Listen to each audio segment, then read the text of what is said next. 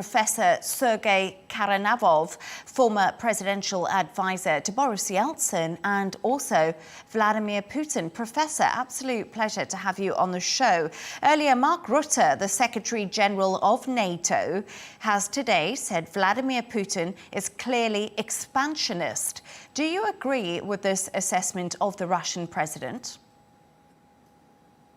Well, first of all, Mr. Rasmussen is the head of a criminal alliance which have committed several aggressions during the last 2 decades.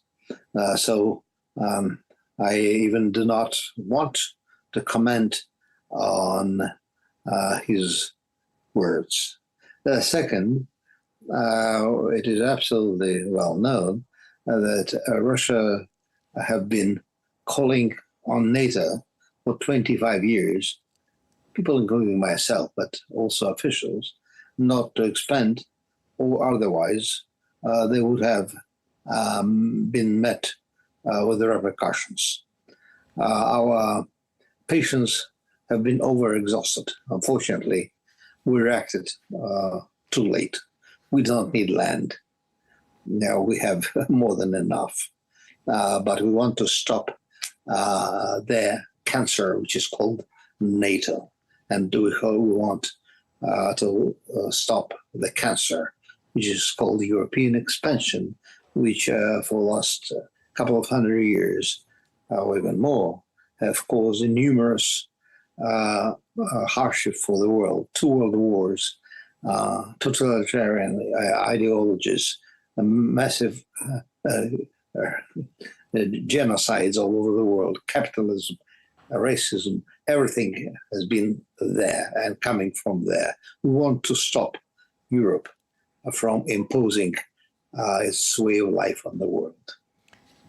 Professor, you say NATO is like a cancer. The US President Donald Trump has been holding multiple phone calls with Vladimir Putin. The US is, of course, part of NATO. What does this mean for the relationship between Russia and the US right now?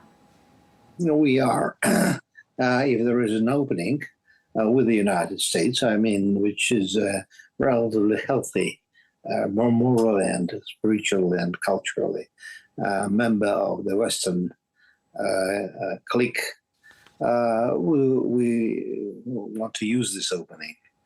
We do not want, the expansion of hostilities or else a deterioration them into the World War III, where our European neighbors are heading us. So we use all the opportunities. If it is Trump, we use Trump. Ukraine's Air Force has said Moscow launched 479 drones and 20 missiles across the country. Civilian areas have been targeted, once again, with reports of at least 3 people dead. What are the reasons for this bombardment? Is Putin still trying to get revenge for Operation Spiderweb? We have been, for the regions like Donbass have been bombarded for more than 10 years. Nobody took that into consideration. Finally, belatedly, we started to fight back. Now we are Ukraine, or Ukrainian clique, pays for its terrorist attacks. They have mined railroads with a lot of casualties. They have dared to attacking Russian strategic forces. I hope that their European patrons and American patrons will stop this while the regime before it's too late and before Russia would have to send its missiles to proper European targets, which the countries which support this mad dog. The operation codenamed Spiderweb, I just want to go back to that, destroyed at least 12 Russian bombers. Some analysts say it was one of the best war operations in modern times. How embarrassing is this for Russia and President Putin right now? It is embarrassing indeed, but for people like myself, it is just a sign that we should have acted much harder, much harsher long before. I have been calling for preemptive strikes on Europe, first on nuclear, if necessary, hopefully, God forbids, nuclear. Because European leads have lost everything and they are absolute failures, so they are longing to cover up their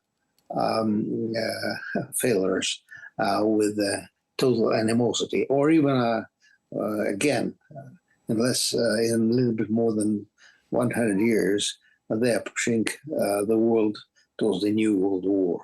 We have to stop them. Would Russia be prepared to use nuclear weapons?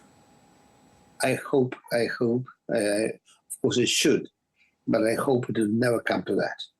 I hope that after our signals, and I know that after our signals, that there will be dire repercussions, Americans started to back off. And we see that even before Trump, even during the late Biden administration, they started to withdraw. Trump is withdrawing from this mess, but unfortunately, Europeans have lost their minds. They are running amok. So I hope, of course, that we should never be close to using nuclear weapons against Europe, but they should know that if we are pushed to the necessity, we'll have to do that to save the world from this European monster, which have unleashed already 2 world wars and is driving the world towards the 3rd one. Professor Sergey Karaganov, former presidential advisor to Boris Yeltsin and Vladimir Putin. A pleasure to have your insights. Thank you very much. It was a pleasure.